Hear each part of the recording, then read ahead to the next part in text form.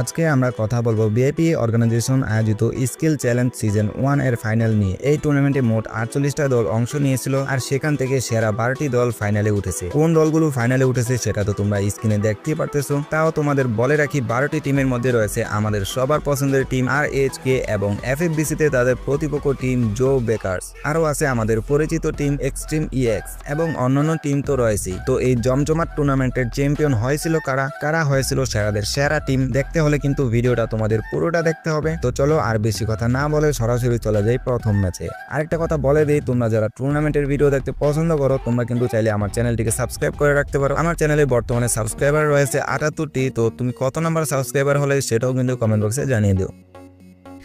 তো প্রথম ম্যাচের শুরুতেই আমরা ড্রপ ক্লাস দেখতে পারি, যেখানে EXEর সাথে রেড ক্লিপের প্লেয়াররা ফাইটে এঙ্গেজ হয়ে যায় এন্ড EXEর কিন্তু দুইটা প্লেয়ারকে অলরেডি শেষ করে দেয় রেড ক্লিপের প্লেয়াররা। তো রাহাত এদিকে দুইটা প্লেয়ারকে ব্যাক টু ব্যাক নক দিয়ে দেয়। একটা প্লেয়ারকে ফিনিশ করতে পারলেও কিন্তু আরেকটা প্লেয়ারকে ফিনিশ করতে পারে না। EXEর একটা প্লেয়ার এখানে রিভাইভ দেওয়ার জন্য যাচ্ছিল, বাট রিভাইভ দেওয়ার আগেই তাকে চাঁদের দেশে পাঠিয়ে দেয়। তো এখানে EXEর রাহাত শুধু বেঁচে ছিল একলা আর অপোনেন্টে ছিল রেড ক্লিপের 3জন প্লেয়ার। তো রাহাত এখানে কোনোভাবে গুলু টুলু বসায়া দুইটা প্লেয়ারকে রিভাইভ দিয়ে দেয়। রিভাইভ দিতে পারলেও কিন্তু সে আর বাঁচতে পারে না, রেড ক্লিপের প্লেয়াররা তাকে মেরে দেয়। তো এই যাত্রার মতো বেঁচে যায় EXEরা। প্রথম ম্যাচে যদি এত বড় একটা ধাক্কা খেত তাহলে কিন্তু কামব্যাক করাটা তাদের জন্য খুবই কঠিন হয়ে যেত। যাই হোক, তারা দুইটা প্লেয়ার সুন্দর মতো রিভাইভ পেয়ে গিয়েছে। তো ম্যাপের এই দিকে আবার INTS দের সাথে জো ব্রেকার্সদের ফাইট হচ্ছিল এন্ড INTS কিন্তু জো ব্রেকার্সের একটা প্লেয়ারকে ক্লিয়ার দিয়ে দেয় এন্ড আরো একটা প্লেয়ারকে নক দিয়ে দেয়, বাট দূর থেকে জো ব্রেকার্সের একটা প্লেয়ার কিন্তু কভার দিতেছিল, যার কারণে INTS আর পেরে ওঠে না। তারা তিনটা প্লেয়ারই এখানে শেষ হয়ে যায়। একটা প্লেয়ার কিন্তু কোনো একটা জায়গায় ছিল, যার কারণে আর টিম ওয়াইপ আউট হয় নাই। তো ম্যাচের কিছু সময় পর আমরা দেখতে পারি RHK এর সাথে ফাইট করতেছিল AA স্পোর্টসরা। তো AA স্পোর্টসদের ছিল আর দুইটা প্লেয়ার। RHK কিন্তু একটা প্লেয়ারকে মেরে দেয় এন্ড আর ছিল একটা প্লেয়ার। তো একটা প্লেয়ার এই গড়েই লুকিয়ে ছিল, যেটা RHK খেয়ালই করেনি, একটু পরেই তোমরা দেখতে পারবা। তো সামনের গড়েই ছিল EXE এর ফুল টিম। তো আমরা ধরে নিতে পারি RHK এবং EXEর মধ্যকার কিন্তু একটা ফাইট হতে চলেছে। তো তারা দুই টিমই কিন্তু হোল্ড করতেছিল, কেউ কাউকে রাজ দিতেছিল না, শুধু দূর থেকে একটু ড্যামেজ দেওয়ার চেষ্টা করতেছিল, প্রেসার দেওয়ার চেষ্টা করতেছিল। তো এইখানে ব্লেডকে নক দিয়ে দেয়। ব্লেড এক জায়গায় বসেছিল, কি কারণে বসেছিল আই ডোন্ট নো, বাট এক জায়গায় বসেছিল তাই তারা ইজিলি নক দিয়ে দেয়। যদিও তার টিমমেট ইনস্ট্যান্টলি আবার রিভাইভ করে দেয় তাকে, কিন্তু এই কারণে আবার EXE এর প্লেয়ারদের সাহস বেড়ে যায়, যার কারণে তারা একটু একটু করে রাজ দিতেছিল। তো লঞ্চ প্যাড দিয়ে যখন EXE এর প্লেয়াররা RHK এর কাছে আসতেছিল তখনই রাহাত এই গড়ের ভিতরে একটু ঢুকে, গড়ের ভিতরে ঢুকেই দেখে যে এই বান্দা এখানে চুপচাপ বসেছিল। মানে এইটা ছিল কিন্তু AA স্পোর্টস এর লাস্ট প্লেয়ার। তো এই লাস্ট প্লেয়ারটা এইখানে বসেছিল। ভাই, ও যদি আরো ভিতরে যা বসে থাকতো তাইলে কিন্তু ওরা একেবারেই দেখতো না। তো রাহাত আর কাজী যখন উপরে লুট করতেছিল তখনই মিথলাকে আবার RHK এর প্লেয়াররা নক করে ক্লিয়ারও দিয়ে দেয়। তো এইখানে কিন্তু সিচুয়েশনটা 3 ভার্সেস 4 হয়ে যায়। RHK এর কিন্তু 4টা প্লেয়ার এখনো স্টিল অ্যালাইভ ছিল। তো রাহাত কোনো কথা নাই, ডাইরেক্ট রাজ দিয়ে দেয় এন্ড ব্লেড কিন্তু ট্রোগন দিয়ে দেয় এক জাতা এন্ড রাহাতকে ডাইরেক্ট ক্লিয়ার দিয়ে দেয়। তো এইখানে EXEর ছিল আর দুইটা প্লেয়ার এন্ড কাজী কিন্তু এইখানে ব্লেডকে নক দিয়ে দেয়, বাট ক্লিয়ার করতে পারে না। ব্লেডকে আবারও রিভাইভ করে দেয় এন্ড লাস্টে ছিল শুধু কাজী এন্ড দুজন মিলে তাকেও ওয়াইপ করে দেয়। তো এই ফাইটে RHK শুধু তাদের একটা ম্যান পাওয়ার লুজ করে, যদিও তাকেও রিভাইভ দিয়ে দিবে কারণ বেন্ডিং মেশিন তাদের কাছেই ছিল। তো এইখানে আমরা ব্লেডকে দেখতে পারি, তাদের কিন্তু হিউজ পরিমাণ কিল হয়ে গিয়েছে, অলরেডি 17টা কিল করে ফেলেছে তারা। কিন্তু তাদের সাথে কিছুক্ষণের মধ্যে একটা ঘটনা ঘটে যায়, যেটার জন্য হয়তো তারা নিজেরাও প্রস্তুত ছিল না এন্ড আমরা নিজেরাও প্রস্তুত ছিলাম না। এখানে জো বেকার্সের 4জন প্লেয়াররা ফ্যাক্টরি সাদে ছিল। তো ফ্যাক্টরি সাদ থেকে তাদেরকে হিউজ পরিমাণ প্রেসার দিতেছিল এন্ড তাদের ডান পাশে ছিল এনজির প্লেয়ার। এখানে একটা গাছের কভার পেয়ে যায়, বাট এনজির প্লেয়াররা তাকে মেরে দেয়। তো দেখতে দেখতেই এখানে ব্লেজের দুইটা প্লেয়ার শেষ এন্ড আরো একটা প্লেয়ার নক হয়ে রয়েছে। তাকে যদিও রিভাইভটা দিয়ে দেয় কিন্তু সে জোনে ঢোকার আগে আবারও নক হয়ে যায় এন্ড দেখতে দেখতেই ব্লেজের 4টা প্লেয়ারই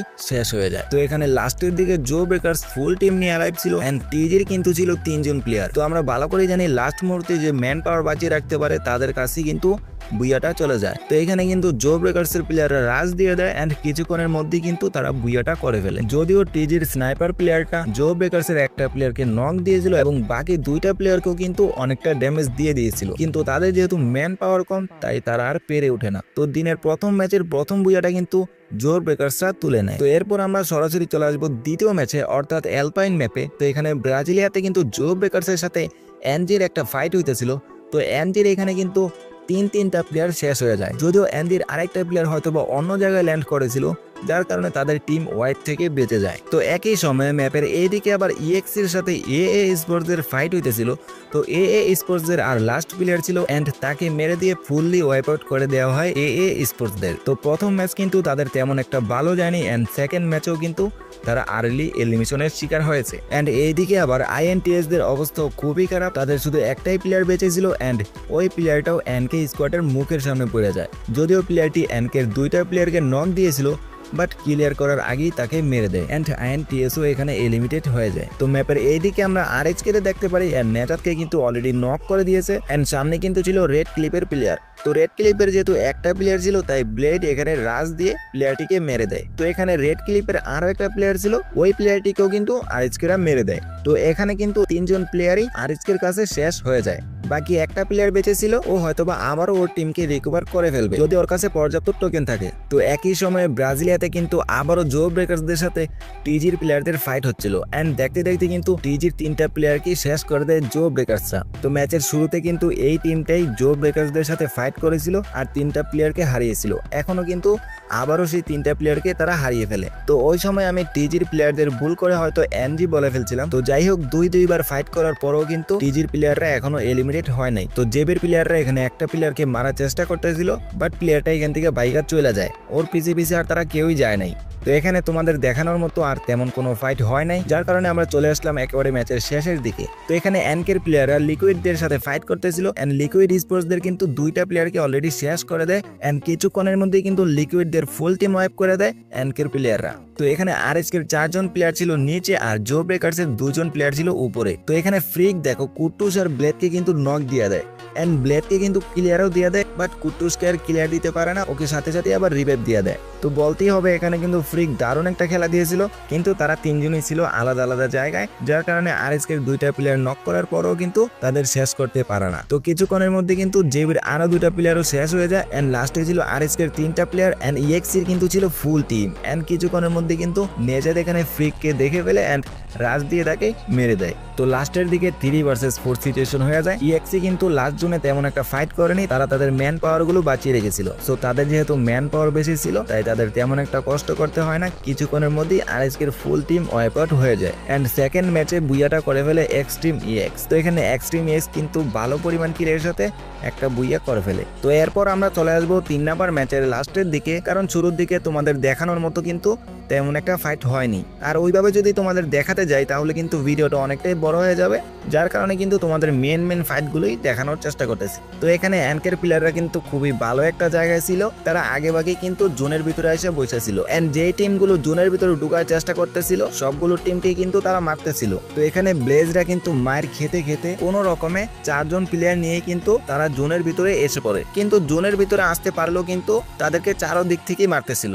যদিও তাদের কাছে মস্টার ট্র্যাকের একটা কাভার ছিল, কিন্তু ভাই মস্টার ট্র্যাকের চিপা চাপা দিয়ে যে জেন্দা পারতেছিল তাদেরকে মারতেছিল এন্ড কিছুক্ষণের মধ্যে কিন্তু তাদের 2টা প্লেয়ারকে শেষ করে দেয়। তো তোমরা যারা আরএসকে রে খুঁজতেছো অনেকেই বলতে পারো ভাই সবাই তো ফাইট করতেছে কিন্তু আরএসকে কই ফাইট করতেছে। তো তোমাদের জানিয়ে রাখি আরএসকে কিন্তু এই ম্যাচে অনেক আগেই এলিমিনেটেড হয়ে গিয়েছে। তো যাই হোক, তোমরা এখানে ইএক্সি সাদমানের খেলা দেখো, ও কিন্তু রেড ক্লিপের একটা প্লেয়ারকে ডাউন দিয়ে দিয়েছে এন্ড লাস্ট একটা প্লেয়ার ওকেও শেষ করে দিয়ে পুরো টিম ওয়াইপ করে দেয়। রেড ক্লিপের কিন্তু এখানে 4টা প্লেয়ারই ছিল, ইএক্সিরও কিন্তু 4টা প্লেয়ার ছিল। তো একটা ফাইট শেষ না করতে কিন্তু তাদের উপর আরো একটা স্কোয়াড রাশ করে দেয়, ওটা ছিল এনকের স্কোয়াড এন্ড দেখতে দেখতে কিন্তু ইএক্সির আরো 2টা প্লেয়ার শেষ এন্ড লাস্টে শুধু মিটলে একা বেঁচে ছিল, ও কোনো রকমে একটা কিল উঠে আনে, কিন্তু এনকের একটা প্লেয়ার ওকেও মেরে দিয়ে পুরো টিম ওয়াইপ করে দেয়। আর তোমরা যদি তাদের কিলের দিকে খেয়াল করো অলরেডি কিন্তু তাদের 18টা কিল হয়ে গিয়েছে এন্ড লাস্টে কিন্তু জো ব্রেকার্সে 3 জন প্লেয়ার ছিল, কিন্তু 3 জন প্লেয়ারকে যেন কোনো পাত্তাই দিল না এনকের প্লেয়াররা। দেখতে দেখতে কিন্তু তাদের 3 জনকে 2টা প্লেয়ার শেষ করে দিয়ে ভালো পরিমাণ কিলের সাথে কিন্তু একটা বুইয়া তুলে নেয় এনকের প্লেয়াররা। তো এরই মধ্যে 3টা ম্যাচ অলরেডি শেষ, কিন্তু আরএসকেরা কিন্তু তেমন একটা পয়েন্ট করতে পারে নাই। তো আমরা আশা করছি বাকি 2টা ম্যাচে আরএসকে একটা কামব্যাক দিবে। তো আমি জানি তোমরা এখন পয়েন্টস টেবিলটা দেখতে চাচ্ছ,